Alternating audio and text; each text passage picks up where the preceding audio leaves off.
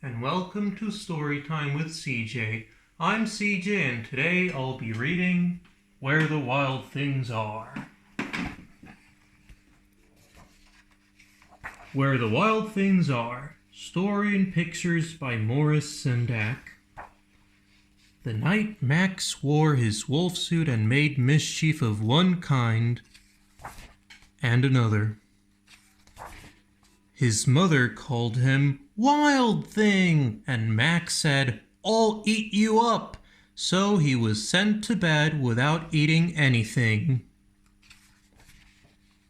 That very night, in Max's room, a forest grew and grew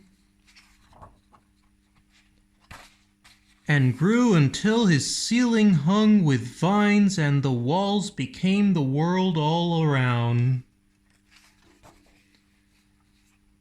And an ocean tumbled by with a private boat for Max, and he sailed off through night and day, and in and out of weeks, and almost over a year to where the wild things are. And when he came to the place where the wild things are, they roared their terrible roars, and gnashed their terrible teeth, and rolled their terrible eyes, and showed their terrible claws. Till Max said, "Be still," and tamed them with the magic trick of staring into all their yellow eyes without blinking once, and they were frightened and called him the most wild thing of all, and made him king of all wild things. "And now," cried Max, "let the wild rumpus start."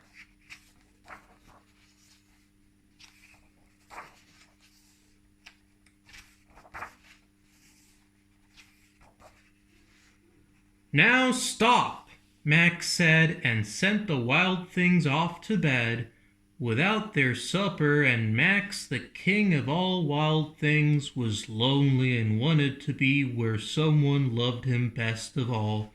Then, all around from far away across the world, he smelled good things to eat, so he gave up being king of where the wild things are. But the wild things cried, "Oh, please don't go. We'll eat you up. We love you so." And Max said, "No." The wild things roared their terrible roars, and gnashed their terrible teeth, and rolled their terrible eyes, and showed their terrible claws. But Max stepped into his private boat and waved goodbye, and sailed back over a year, and in and out of weeks, and through a day, and into the night of his very own room, where he found his supper waiting for him. And it was still hot. The end. Folks, I hope you've enjoyed today's story time. I hope to see you all very soon, so goodbye.